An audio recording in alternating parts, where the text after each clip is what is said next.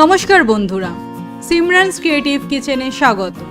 আজ এসে গেছি আরেকটি রেসিপি নিয়ে, সেটি হচ্ছে পাট শাক ভাজা। পাট শাক দিয়ে আমরা অনেক কিছু খেয়েই থাকি।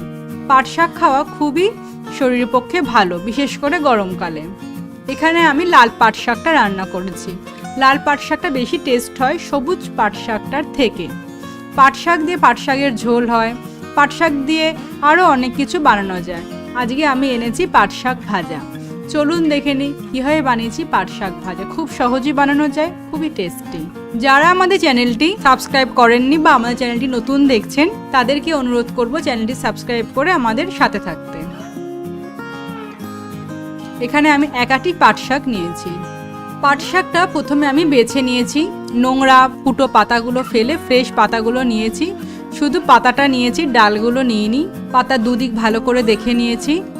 এবার শাকটা আমি কুচো করে নিয়েছি, যতটা মিহি করে কাটা সম্ভব সেভাবে কেটে নিয়েছি রসুন কুচো করে, আর নিয়েছি একটা পেঁয়াজ কুচো করে। এবার আমি রান্না করব, তার জন্য তেল দিয়ে দিচ্ছি, সর্ষের তেল।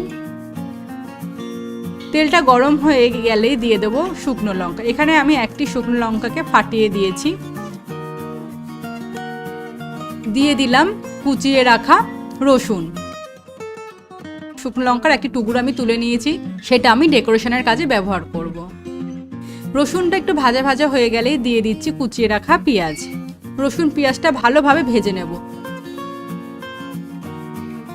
যখন রসুন পেঁয়াজ দিয়ে খুব সুন্দর একটা ভাজার গন্ধ আসবে, তখন দিয়ে দেবো পাট শাকটা। পাট শাকটা খুব ভালো করে ধুয়ে নেবেন। অনেক সময় পাট শাকের ভেতরে বালি থাকে, ময়লা থাকে। কিছুক্ষণ জলে ভিজিয়ে তারপর ধুলে ময়লাগুলো ভালোভাবে উঠে যায়। রসুন পেঁয়াজটা ভালোভাবে শাকের সাথে মিশিয়ে নেড়ে নেব। শাকটা খুবই নরম শাক, তাই খুব তাড়াতাড়ি মজে যাবে।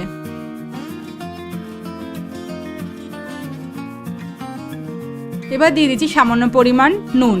শাকটা দেওয়ার সাথে সাথে শাক থেকে জল বেরোচ্ছে, তাই নুনটা দেওয়ার সময় একটু অল্প দেওয়াই ভালো, কারণ মজে গিয়ে একদম অল্প হয়ে যাবে। দিয়ে দিচ্ছি পরিমাণ মতো হলুদ আর সামান্য একটু চিনি। ভালো করে এবার নেড়ে নেব।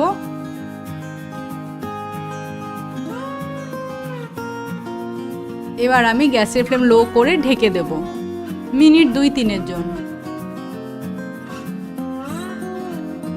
মিনিট 2 পর ঢাকা খুললাম। এবার শাকটা গ্যাসের ফ্লেম বাড়িয়ে ভেজে নেব। যদি আপনারা জল জল শাকটা খেতে ভালোবাসেন, তাহলে এই অবস্থাতেই নামিয়ে দেবেন। আর যদি শাকটা ঝুড়ো করে ভাজতে চান, তাহলে গ্যাসের ফ্লেমটা হাই করে একটু শুকনো করে নেড়ে নেবেন। খুব সুন্দর একটি রেসিপি, খুব সহজেই বানানো যায়, খুব সুস্বাদু। গরম ভাতের সাথে দুর্দান্ত লাগবে। আপনারা বাড়িতে বানাবেন। রেডি হয়ে গেছে পাট শাক ভাজা। আপনারা বাড়িতে বানাবেন।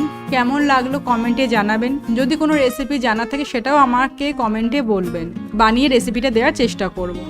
ভিডিওটি ভালো লাগলে লাইক করবেন, শেয়ার করবেন এবং সাবস্ক্রাইব করবেন আমার ইউটিউব চ্যানেল সিমরানস ক্রিয়েটিভ কিচেনে পরবর্তী রেসিপির জন্য। নমস্কার, ধন্যবাদ।